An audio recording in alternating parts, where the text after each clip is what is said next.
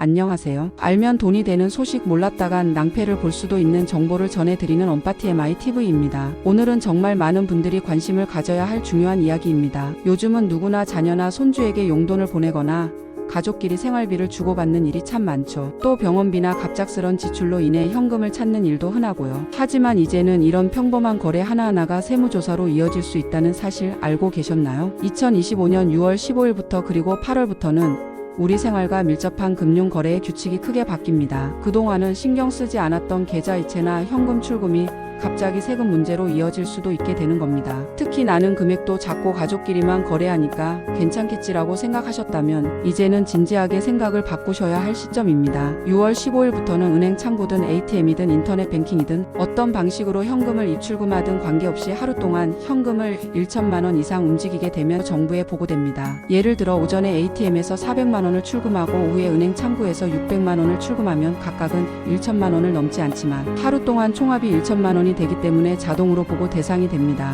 과거에는 한 번에 1천만 원 이상 출금할 경우에만 보고가 되었지만 이제는 여러 번 나눠서 출금하더라도 총액 기준으로 보고되기 때문에 쪼개기 거래도 더 이상 안전하지 않습니다. 인터넷 뱅킹으로 여러 번에 나눠서 송금하거나 ATM과 창구를 오가며 출금하는 것도 모두 정부의 감시 대상이 됩니다. 이제는 단순한 생활비나 가족 간 용돈도 쉽게 넘어가선 안 되는 시대가 된 것이죠. 이처럼 바뀌는 제도의 이름은 고액 현금 거래 보고 제도입니다. 이 제도는 이미 2006년부터 시행되고 있었고 그동안 기준 금액이 점점 낮아져 이제는 1천만 원까지 내려오게 된 겁니다. 은행이나 금융기관은 이 기준을 초과하는 현금 입출금이 있을 경우 거래자의 신원, 거래, 금액, 일시 등을 금융정보분석원에 실시간으로 보고하도록 되어 있습니다. 이 제도가 강화되는 가장 큰 이유는 자금 세탁이나 조세 포탈, 범죄 수익 은닉 같은 불법 금융 행위를 막기 위함입니다. 또 국제적인 금융 투명성 기준을 맞추기 위해 우리나라도 관련 제도를 더욱 엄격하게 적용하게 된 것이죠. 특히 최근 몇 년 사이에는 가족 명의를 빌리거나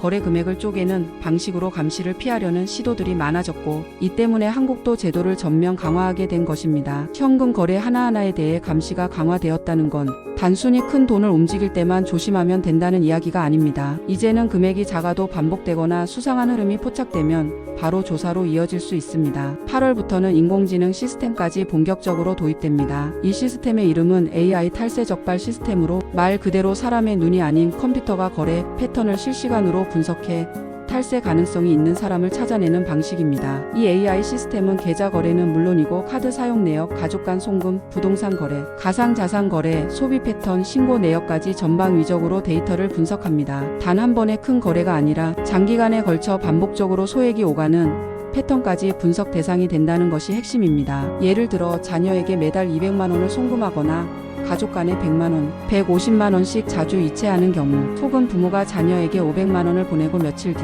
자녀가 그 돈을 다시 부모에게 보내는 식의 왕복 송금이 반복된다면 그것만으로도 AI가 의심 신호를 보냅니다. 또한 소득보다 카드값이나 현금 지출이 훨씬 많거나 부동산이나 코인 거래가 반복되는 경우 역시 조사 대상이 될 수 있습니다. 이렇게 되면 국세청에서 연락이 오고 이 돈은 어떤 돈입니까? 라는 소명 요청을 받게 되는데요. 그때 단순히 생활비였어요. 가족끼리 도와준 겁니다. 라고 답해도 정확한 근거와 증빙이 없으면 증여세, 가산세 등으로 세금 폭탄을 맞을 수 있습니다. 이 AI 시스템은 원래는 2024년부터 법인 사업자를 대상으로 도입됐고 2025년 8월부터는 개인 사업자 그리고 일반 개인까지 조사 범위가 확대됩니다. AI는 카드 사용, 계좌 이체, 가족 간 송금, 부동산, 가상자산, 소비 패턴, 신고 자료 등 수십 가지 항목을 한꺼번에 비교하고 판단합니다. 과거에는 세무 공무원이 표본을 뽑아서 육안으로 살펴보는 방식이었다면 이제는 탈세 수법이 교묘해지고 기술도 복잡해지면서 사람의 눈으로는 놓치기 쉬운 부분을 인공지능이 잡아내는 시대가 된 겁니다. 즉 아무리 작은 금액이라도 자주 반복적으로 가족 간에 오가게 되면 AI는 이를 의심스러운 흐름으로 감지할 수 있고 국세청은 조사에 들어갈 수 있습니다. 세무조사가 들어가면 본인 계좌만 보는 것이 아니라 그와 관련된 가족의 계좌까지 들여다볼 수 있습니다. 즉 특정인의 거래만 문제가 되는 게 아니라 그와 연결된 가족 전체가 조사 대상이 될 수도 있다는 뜻입니다. 이제 문제는 계좌 이체 한 번, 현금 출금 한 번도 가볍게 생각할 수 없는 상황이 된 겁니다. 우리가 평소에 아무렇지 않게 해오던 생활비 송금, 용돈 이체, 현금 인출 등이 모두 세무조사나 세금 부과의 단서가 될 수 있다는 사실